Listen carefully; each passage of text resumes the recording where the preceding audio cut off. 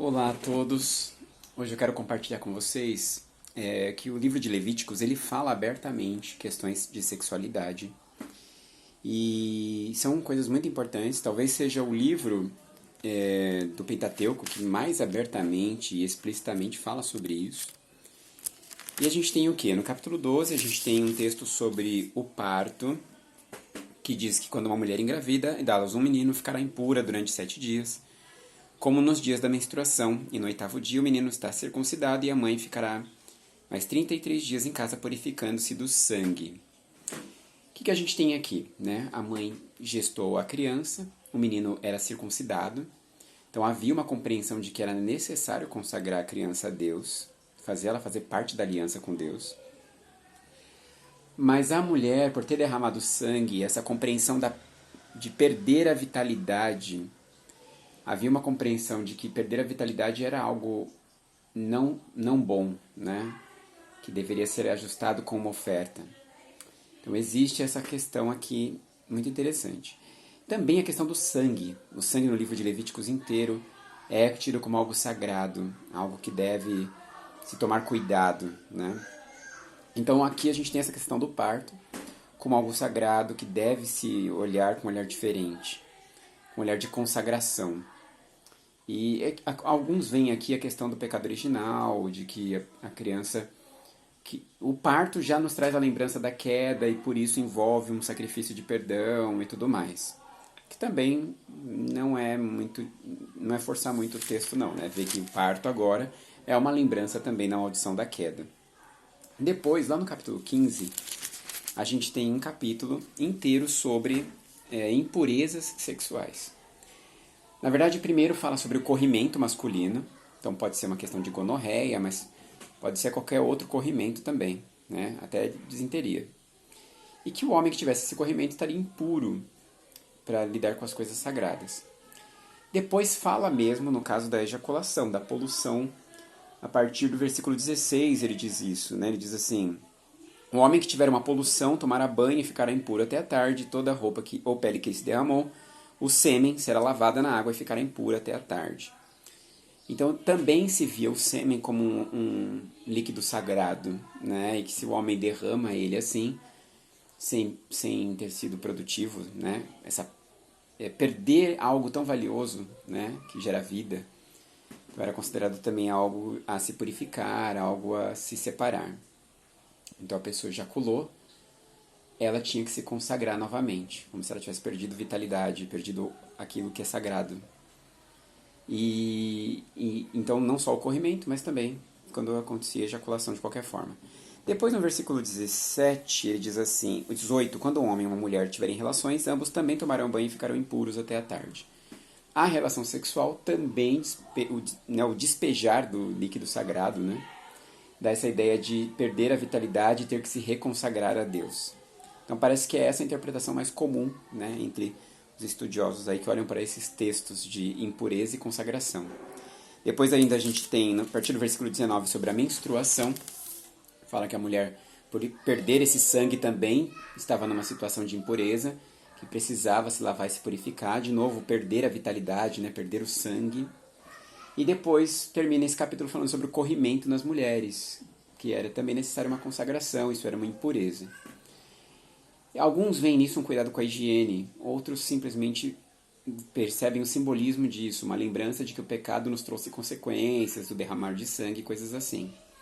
Ou que a perda de vitalidade é vista como algo ruim e que é necessário se consagrar a Deus, se purificar para retomar a vitalidade, algo desse tipo. Aí a gente vai lá para o capítulo 18 depois, onde a gente vai perceber menções diretas a relações sexuais mesmo. Então ele começa no versículo de 1 a 5 falando sobre o padrão de Deus. Ó, vocês não vão imitar os povos da terra de Canaã, nem os povos do Egito. O padrão sexual de vocês é mais elevado. E aí ele vem com uma descrição, né, de quais relacionamentos podem e quais não podem. Então ele fala para não ter relações com parentes, pessoas próximas. E aí ele entra numa lista descrevendo todo tipo de relação parentesca entre um homem e uma mulher.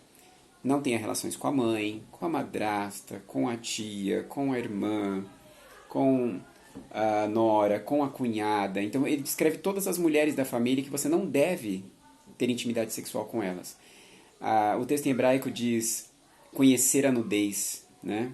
Quer dizer, você não deve conhecer a intimidade, não deve invadir a privacidade de uma mulher que não é sua.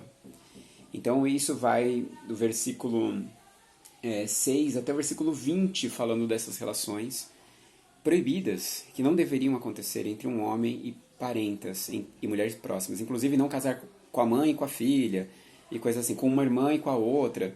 Então evitar essa intimidade com as pessoas que não são sua esposa e que são próximas. Aí no versículo 22 ele também fala da homossexualidade, né? Ele diz, não dormirás como um homem, como se dorme como uma mulher, é uma abominação. E também fala da bestialidade. É o versículo 23, não terás relações carnais com um animal, manchando-se com ele. A mulher não se oferecerá um animal para copular com ela. Isto é uma perversidade.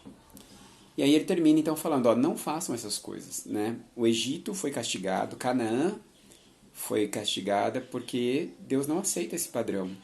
Então Deus fala, para que eu não vomite vocês da terra que eu dei para vocês, não vivam assim. Então parece que é algo que é um nojo, que é um asco para Deus ver o padrão sexual dele tão sagrado sendo corrompido dessa forma, né? Aí no capítulo 19 a gente tem um intervalo, praticamente só 2 versículos falando de sexualidade. Um falando sobre um homem que tem uma relação com uma escrava, e aí é um contexto ruim. Nenhum dos dois é punido, ele paga, ele oferece um sacrifício de perdão, quer dizer, uma diminuição do valor da mulher por causa da escravidão. E depois no versículo 29 fala da prostituição, não entregue sua filha à prostituição, para que o país não seja tomado pela devassidão. Então, cuidados, né, de não distorcer a sexualidade de jeito nenhum. E aí vem o famoso capítulo 20. A partir do versículo 10, nós temos sentenças de punição para pessoas que cometem pecados relacionados àquele capítulo 18.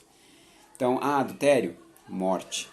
Relações sexuais de parentesco próximo, às vezes é morte, às vezes é exílio, às vezes é uma vergonha pública, depende do que eles consideravam ali mais grave. Homossexualidade, pena de morte. Bestialidade, né, sexo com animais, pena de morte. Então você vai ler o capítulo, ele vai descrevendo esses pecados e dando essas sentenças. Quer dizer, para Deus é algo abominável, algo que transgride profundamente o padrão de sexualidade que ele sonhou e planejou para a humanidade. Então as penalidades são graves para todos esses pecados sexuais. Na maioria dos casos era uma pena de morte, né, para mostrar a gravidade da deformação e da deturpação da sexualidade, que Deus não aceitava. Certo? E aí a gente vai para o capítulo 21, que é a última menção à sexualidade dentro desse livro, que fala sobre o sacerdote, né? Lá pelo versículo 20, fala sobre que o sacerdote tinha que ter um corpo sem defeito sexual, né? Ele não podia ter defeito no saco escrotal e tal. Também fala que ele deveria cuidar muito bem da família dele, ele deveria casar com uma mulher virgem ou uma viúva de outro sacerdote, e ele não podia deixar a filha dele cair na prostituição. Então ele era um modelo ideal do como um homem deveria cuidar da sua família. Tendo uma relação de pureza com uma mulher pura, tendo uma relação de pai, paternidade, que cuidava dos filhos, não deixava a imoralidade destruir a vida dos filhos. Então, em Levíticos, a gente tem esse cuidado de um padrão de sexualidade que Deus deixa muito claro para nós. Claro que hoje não se tem pena de morte para essas questões, mas ali Deus estava mostrando a gravidade disso, a seriedade disso, né? E a gente também tem que entender que ali há uma exortação a um modelo ideal que a gente não deve perder. Um modelo de santidade, de um homem e uma mulher em pureza total, um pai que cuida dos seus filhos e não deixa a imoralidade invadir sua casa. Então o livro de Levíticos nos traz esse alerta que deve estar presente em nós hoje. É o princípio eterno que está aqui nesse texto de Levíticos. Que há um padrão sexual e que ele deve ser guardado, ele deve ser observado para a glória de Deus. Né? E nós, como sacerdotes de Deus, povo de Deus, devemos ser modelos para o mundo dessa santidade, dessa relação de fidelidade e de cuidado com os filhos com relação à imoralidade. Que Deus nos capacite a todos.